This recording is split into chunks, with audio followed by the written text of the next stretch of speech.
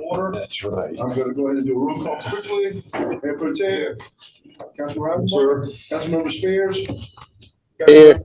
Councilmember Waddell, Councilmember Andrews, Here. Councilmember Joyner. I'm here, Mr. Mayor. I just want to let Ms. Kane know for the record. Unfortunately, I had a judge that's requiring me to come to court this morning. Unanticipated, understanding that I had this in advance, but nonetheless, I'm going to have to leave our meeting at 9 o'clock, and I apologize for the inconvenience. Okay. Mr. Chair is here, so everybody's here and accounted for. Mr. City Manager, I'm turning it over to you. Your last meeting of your career.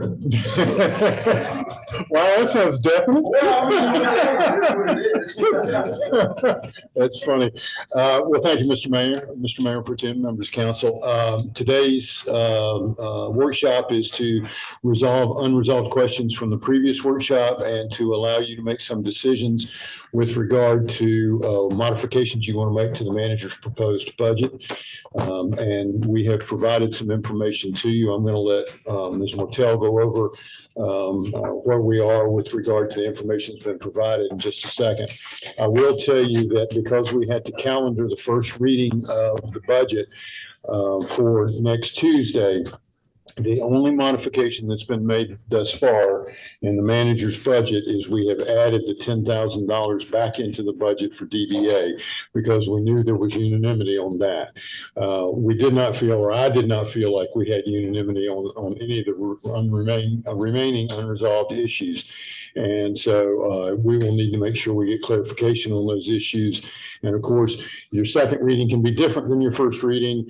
And there is no issue there. I just wanted you to be aware of what you would be getting your first reading on Tuesday night and then the second reading 2 weeks later. Well, Good morning. I'm going to walk you through one other adjustment that we have. It's not advancing. No.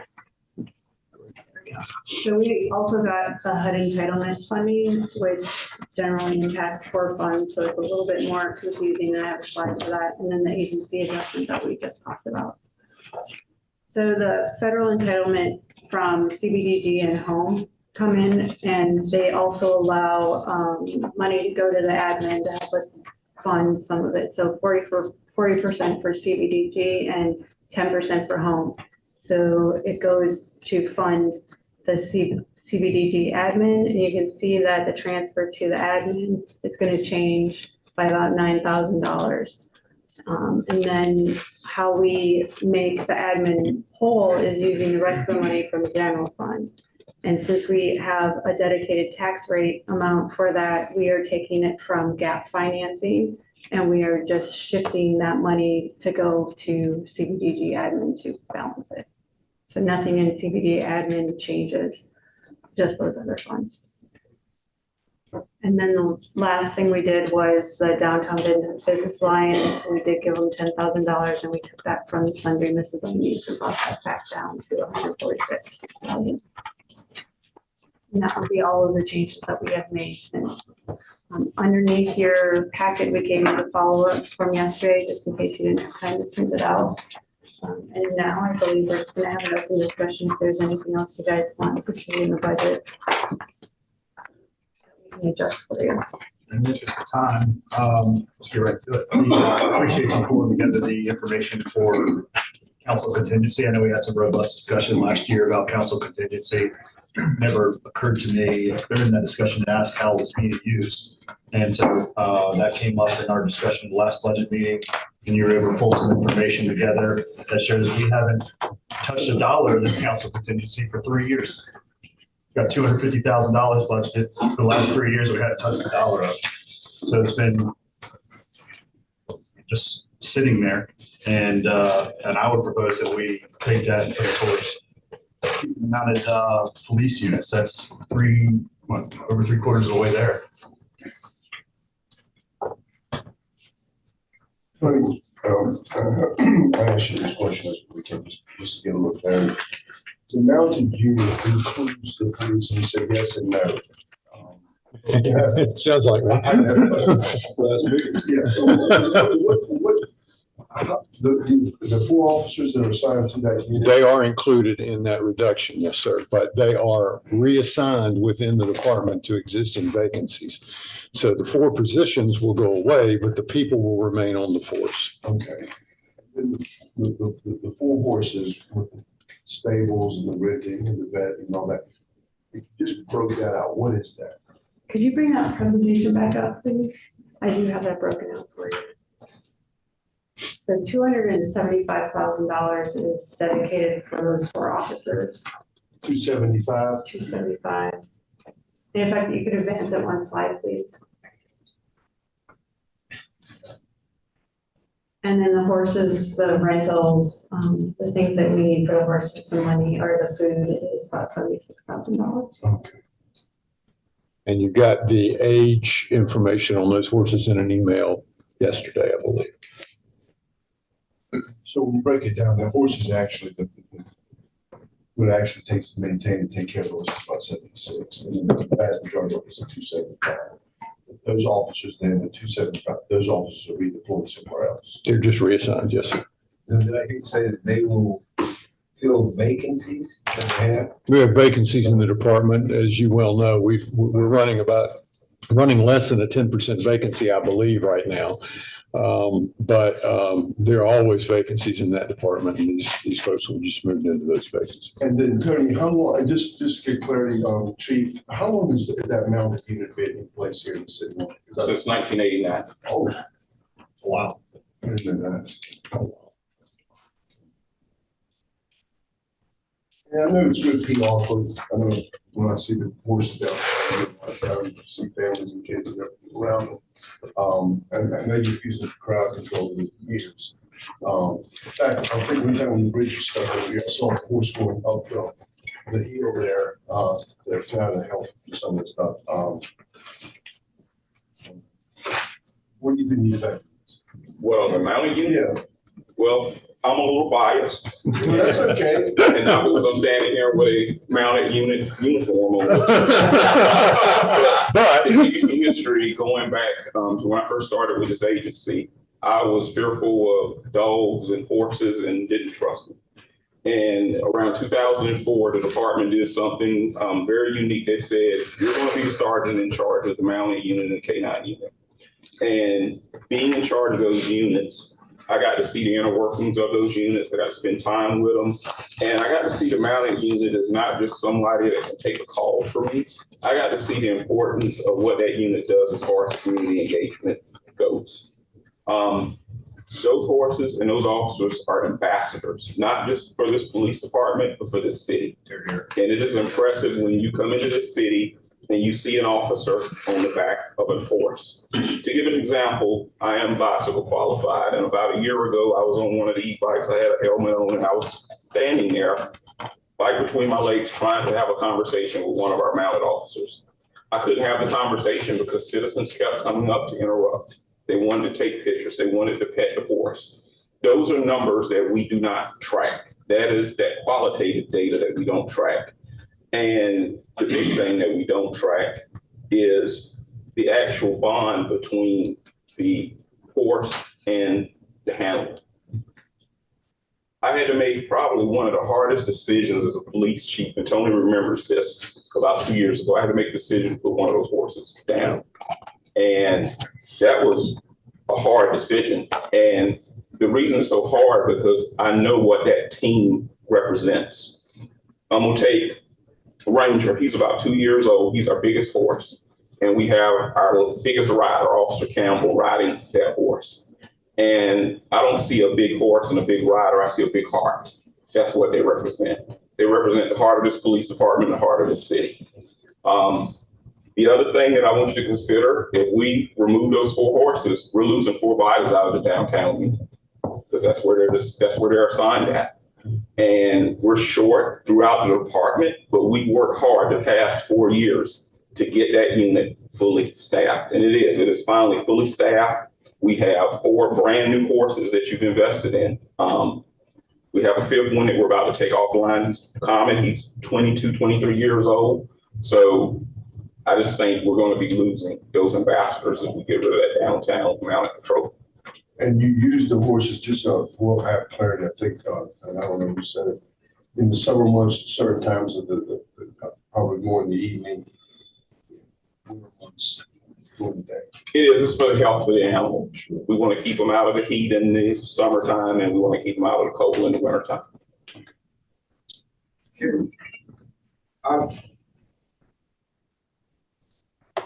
The horse thing was brought up because when I guess you and Tony went through your budget and was suggesting what should be removed, right? Or where could you cut back? And was it your suggestion that you cut it back? Because it almost sounds like I'm hearing you say, let's keep the heart, let's keep them. And Chief, give me some clarity on that. The reason that the chief brought it forward was because he was asked to come up with $600,000 worth of cut, no, $1 million. It was $1 million. $1 million worth of cuts to come up with, because that was his proportional share of the amount that we were looking for. He offered that and a couple of other items, turned down a couple of the other items because I didn't feel I could recommend those. I did come forward with the horses mainly because I do think it is a function that is principally on a community outreach function. Is it important? Absolutely, it's important. But when you have revenues that are not escalating at the rate that your expenses are, then you have to look at non-essential functions, for lack of a better term, to be able to cut those out. And other departments did that. Fire department did away with a battalion chief's position. Finance did away with a support position. So people made sacrifices to be able to do that. And what the chief offered was this, not because he wanted to take it out, but because he was forced to give me something, and that was basically the only thing that I was willing to recommend. Then a follow-up would be, statistically, we are hearing that other cities have gotten rid of their mounted police. There is one other city Raleigh has 2 mounted units in their force. I understand another community is looking at it, but there are no other mounted units in North Carolina except Raleigh. Could you pull up the council contingency portion of the memo that you sent out to I council? don't think they have access to that. I'd like that to be publicly noted on the screen. I think it's an important part of this discussion. Everybody has the council has in front of us here. But you'll see that That's not. the money has been unused since FY '23. So that's $250,000 that we can put towards this program. What does it look like to the budget? Do we have to actually find another 100,000 to go towards it? Yes, that would be correct. We have vacancies in the downtown officers currently. Could this be shifted? Chief, we don't have vacancies in downtown. The mounted unit is the downtown. That is part of the downtown unit, so if we take that, that's going to create 4 bodies that's going out of that unit. Do you have any existing vacancies in the downtown unit right now? Maybe 1 or 2. There shouldn't be many. Can I make a recommendation? I just make a suggestion. I was just mentioned, John. We got new chiefs that we're going to be hiring here in the next couple of weeks. And, just like we talked about not eliminate that position to give that the chief the opportunity to evaluate the department. I'd say that we just take a little bit out of the fund balance, keep the horses for a year, let the new people to evaluate what they're going to want within their organizational structure. And next year, when we have a lot more discussion with the chief regards to the operations and what have you strategy that we keep. I have a question. As far as what are these officers doing when it's too hot to take out the horses, too cold to take out the horses? What are these officers doing on a day-to-day basis when they're not on a horse? They have assigned marked pickup trucks on purpose, and those trucks have a full emergency equipment package in them, and they're just riding downtown like they would be patrolling if it's not on the horse. So if we were to get rid of the horses, and I understand their value for PR and community engagement, we would still be able to use these officers in a very similar capacity, they would just be in a vehicle. If we're keeping the bodies, Yes, if we're keeping the bodies, yes, but if we're cutting the 4 bodies, we're gonna cut them from downtown. and put them somewhere else. Correct. We're not saying, I mean, if we got rid of the horses, we're not saying get rid of the bodies, right? Whether you reassign to other vacancies. areas. Right. I guess from my perspective is we've made a lot of investments downtown. Downtown is popping and it's gonna continue to grow.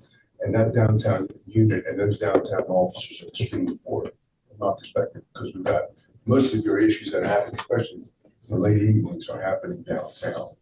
The chief can tell you sometimes he's gotta take the entire force of the city Into the city. and transfer them downtown, and the rest of the city sometimes could possibly be exposed to some hours of the night, correct? Correct. Chief? And that's just my bigger concern is to give the new chief an opportunity to evaluate the whole process and to determine what they want to do. We have to eliminate, but I would say we give it a reprieve for 1 year to see what happens. I'm comfortable with that. Me too. Proposal. As am I. Mr. Mayor, So go ahead, Kevin.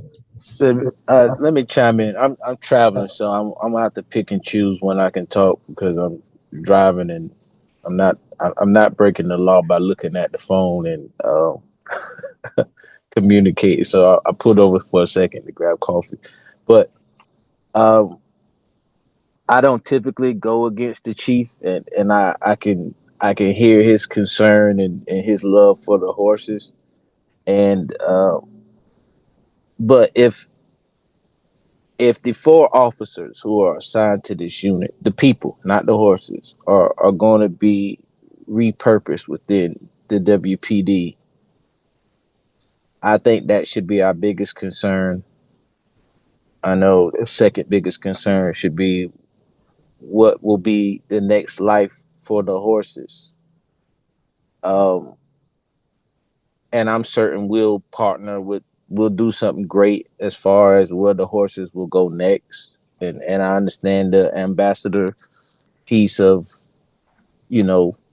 what they do, the services that they provide. But I mean, if I'm not mistaken, one of our council members a year ago, or maybe earlier in the year, but it was earlier in the year when we were discussing the budget, talked about cuts and what needed to go. So again, I'm going to say I'm always going to pick people over animals, and so I'm still in favor of that mounted unit being I want to use a nice word, being retired instead of going forward with that. That's a decision that was made.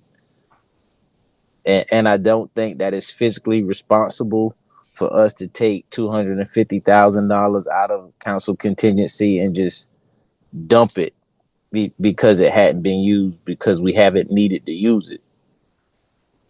I don't think that's a real responsible thing for us to do. I'm in agreement without transferring from council's contingency to do it. If we can take it out of the fund balance for 1 year, I'm willing to.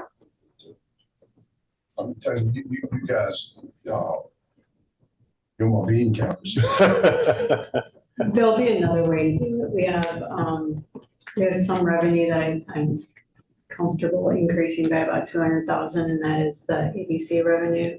We talked about the construction that they have, and it's less, they give less to jurisdictions, and I think they had built one last year, which could be part of the dip. So I'm a little bit comfortable increasing that one.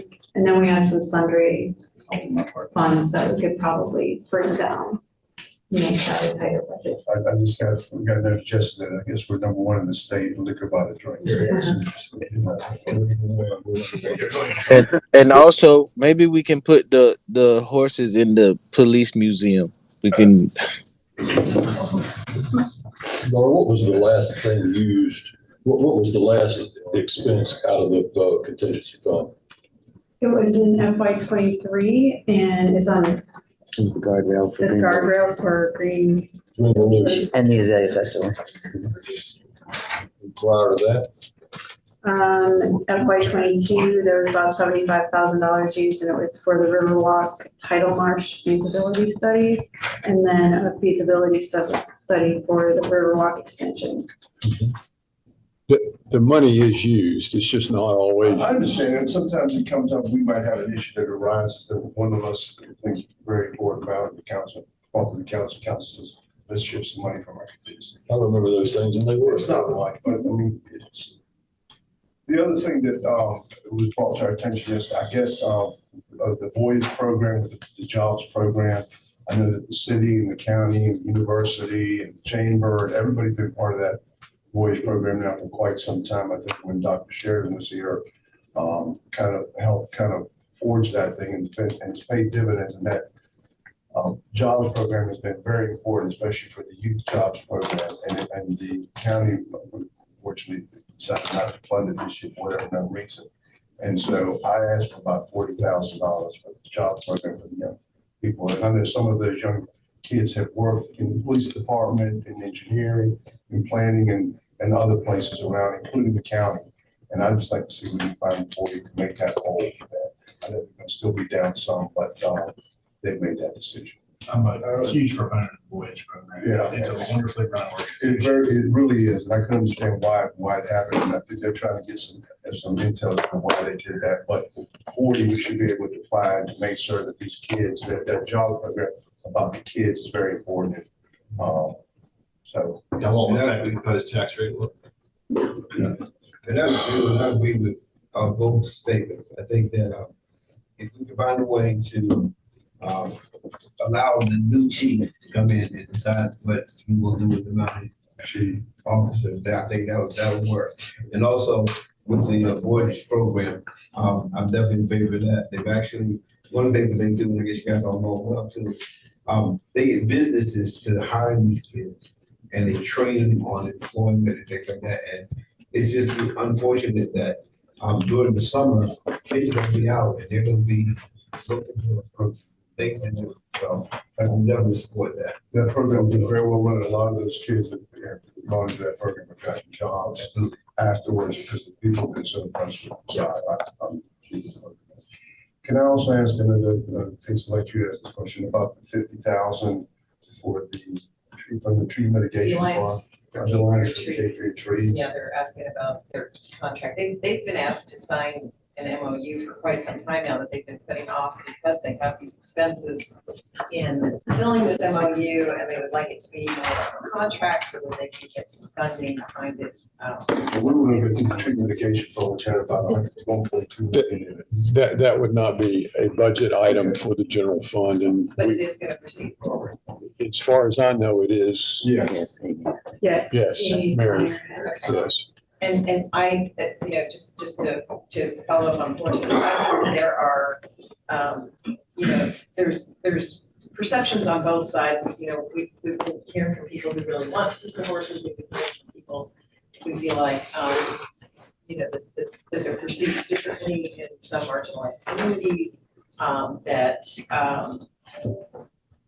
there's ethical and operational, and I get all that. Just from a fiscal responsibility perspective, I would like to see if we could find some kind of funding, if we do decide to keep them for another year, that we find some kind of funding that's not fund balance, because it is an operational expense, and I'm just on principle against using fund balance. So beyond the PR issues and the ethical issues and everything else, I think that fiscally responsible and find some way to fund this program that's not digging into fund balance. I had a conversation with the mayor and we're not hiding money from you. Okay, first of all, as we go through the development of this budget, we determined that there are more specific things that come about. One thing that Laura has mentioned is that the distribution of the ABC revenue, we are on the bottom of that distribution. They do capital improvements to their system and everything else before we get a distribution out of it. They did a major capital improvement last year, and she believes, and I agree, that there will be greater distributions in the coming year. I will say that The 40,000 for which is certainly not an issue. A $40,000 expenditure on $150 million budget, whatever it is really not that difficult to find. But if we start moving beyond what we're talking about today, I think we've got some real challenges, and I won't even call them opportunities like Tom that calls them. I'll call them challenges in terms of being able to meet those needs financially. No more. Well, while we were going around the room with our wish list, I would certainly like to, I know it's a lot of money, but the YMCA, I don't think their request is unreasonable. They serve the entire region. They were looking for $100,000 a year for the next, I think, 5 years or what have you. I think it was 250. But they came back to 100. But I know everybody's probably had a conversation with them. I'm fine if we budget out of council contingency.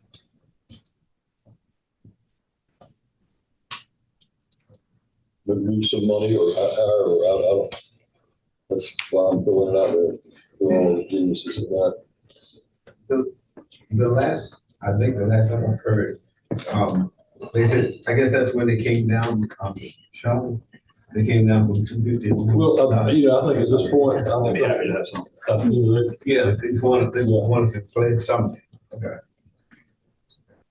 I mean, they're one of our partners. They do good works for us. I already told a couple members of the board that I couldn't support it this year, but would look forward to future years. I do think it's important as well, Joe. It's been a lot of time in the YMCA. They're raising a lot of money on their own. They are. And I think the endowment's going to stay with it. Piece. Where'd the county land on that?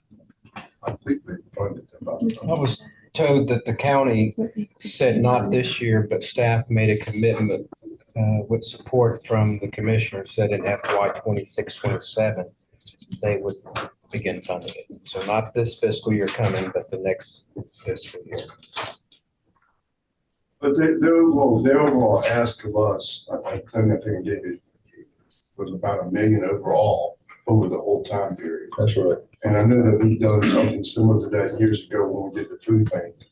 And I forgot what we appropriated at that time on the food bank. It was 50,000 a year, something like that. $500,000 total. $500,000 It total. was $500,000 I total. think it's 100 a year. Huh? I think it was 100 a year, wasn't it? Yeah. Was it 100 a year? I think it was 100. The track. UCW Well, track. Can I, Mr. Mayor, Yes, sir. Go ahead, Kevin. as it relates to the YMCA, you know, when we bring up other nonprofit organizations, we fine tooth them. You know, we want to see everything that they do for the city or for the city of Wilmington as an organization. And you know, it's a real general statement to say that the YMCA serves the entire community. I don't see it. We're already in business with the YMCA, so and it's not enough to be in business. It's not enough to be in business with us. We have them managing our pools. We pay them for managing our pools. We take on the operational expenses for them managing our pool, and then on top of that, we need to make a commitment of $1 million over the next 5 years, or is it? Yeah, I'm just opposed. I can't see the work that the YMCA is doing throughout the entire community, and I've had issues with the YMCA before. I hadn't seen them work those issues out. I'm gonna be opposed to this unless you can show me the breakdown of what they do for everybody in the community. I can't do it. Well, I mean, one of the things that I did ask is of the Y when they came to see us, and I think they met with each one of us individually, is if we're going to be making a public investment into the YMCA from an access point of view, how does the community access the facility, be able to use it? I know they do certain programming. I don't have all the programming in front of me. You know what they do, what they don't do, how you get people there to and from the facility. That was one of the things that I didn't have a lot of clarity on, but they said that they would definitely want, since we're gonna be using taxpayers' money, there's got to be some public access. Question, but obviously, they're not gonna be getting free reign, but they've got to have some public access. And what that public access looks like, they can come back and share with us. And let me piggyback off of that, Mr. Mayor. Not only that, what type of public access do our taxpayers or our citizens have to the YMCA facilities? But our taxpayers taking a second seat to YMCA members in their memberships at city facilities. I think it's a bunch of crap. I don't think that's fair. I think it's a well-run organization that does a lot of good in this. Well, okay. I really don't care if you think it's fair or not. It's inappropriate. I don't care if you think it's inappropriate or not. Jesus Christ. So, Laura, what are your thoughts? I would recommend that we find something in the budget that council can agree to, and that if you want to move forward with that. Well, can we get also some clarity as to how much the county is, what, if they are giving any money to it this year, or was it just more of a commitment with the fall process that they're going to evaluate it in next year's budget in regards to money going forward? I think what they were looking for to get some support from the endowment was a commitment of some sort from the city and the county that way they could piggyback off the endowment, but I don't know if there was an actual financial investment made from the county on that. My source was Dick Jones. He and I talked after the county budget session, and he indicated they made a commitment, but I said, Dick, No funding yet. but no funding with the new budget coming, 25, 26. And I said, well, our city council, it's going to be hard for them to say, okay, 26, 27, we're going to do something. Know where we're gonna be. Exactly. I mean, one option, if you recall, Rachel LaCoe and the Human Services grant we had proposed, and she's going to bring that forward to you later next month, that you carve out some portion of Human Services grant for what we call transformative projects, so that you can use some of that money for a project of this magnitude, but multi-year funding commitment. So that's one option. If you were to want to approve that, and what we would do then is $750,000 or so, maybe $250,000, $300,000 carved out for significant transformative project. The remaining amount would be open for competitive proposals. That was an option that will allow you to do some things like this without impacting the general fund if you chose to do so. I mean, if the county made the commitment, some sort of commitment, subject to access and all that, I don't have a problem in that aspect this year. But I would like to know what the overall outlook is. Especially there's gonna be a funding opportunity to open up in next, It'll be this fall. year, so. If it doesn't cost us any money in this year's budget, but but I want to be very clear, it's subject to just making sure that we all have some understanding of it. But Let me go back and repeat back to you what I hear. I think I hear you saying, you are saying an allocation of money from the FY 26 budget for the city based upon access, county participation, and availability in the budget. 26 or 27. That's what I said, FY 26. I think with the focus, No, I think we're talking 27. Yeah. So 26, 27. with a focus from this Maybe transformative potential. So not next So we year, wanna, but the Yeah. following. because we're approving the budget for this coming year. Yes. can we hear about the? Yes, go ahead, Rachel. Yeah, so what we had proposed in the presentation we gave you was carving out about $250,000, $300,000 for impact projects. And so that could be something like this, where it's that capital project, multi-year. We typically operate on a 2-year cycle, but we could extend it to 4. Another opportunity is, youth programming such as Voyage, where it's a more expanded project. We fund them currently with our human services, but if that's something you wanted to expand to a multi-year project, that's an opportunity as well. We could potentially do both. If you want to commit $100,000 to the YMCA and then $100,000 to Voyage or a program like that, those are opportunities. But that's a policy for consideration at a later Right. council. But it's in flux. Yeah, I just want you to realize it's not there yet. You haven't agreed to that and we haven't fully fleshed it out. We're bringing that to you on June 17th. That proposal for you to take action. So can we communicate to the YMCA that we're engaged but looking kind of similarly to the county, we're looking into the next year's budget. Contingent upon information regarding what is public access and benefit look like for taxpayer dollars. I mean, they understand that they came late to the game on this. We made a commitment to try to keep taxes at zero because of the valuation, and to also help take care of the salary issues that we were contending with. We understand going into next year's budget, we got some serious issues that we have to confront. I mean, CIP is a huge, we think that going, but I think that particular piece is how it is grown at the time.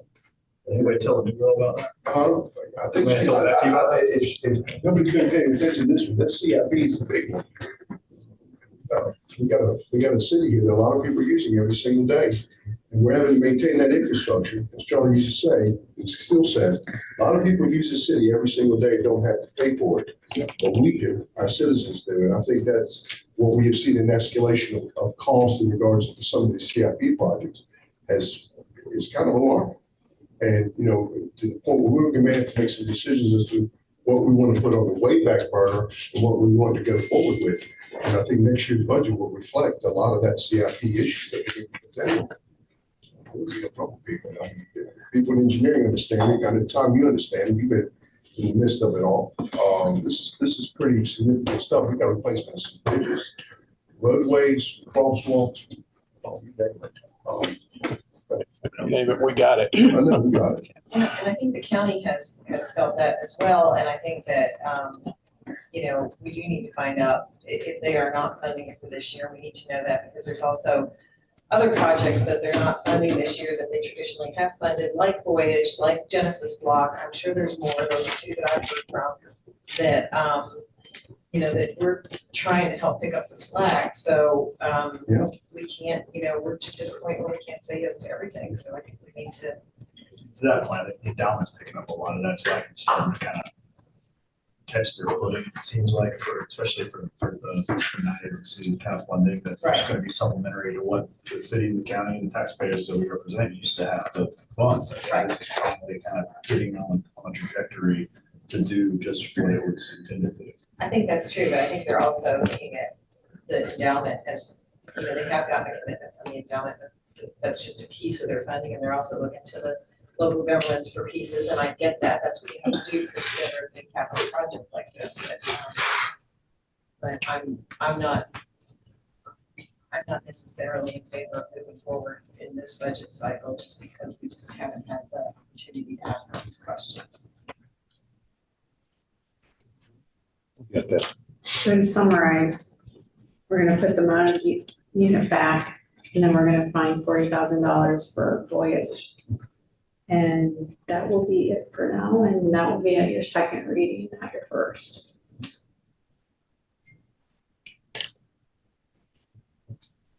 To any disagreement? Okay. It's going a lot quicker than I anticipated. Congratulations on your last week. Well run. Now go out and celebrate, cut some cakes. That's what I'm going to do, is cut cakes. Thank you for your time and your input. Cancel lunch. Lunch is on you. With that, we stand. Good job.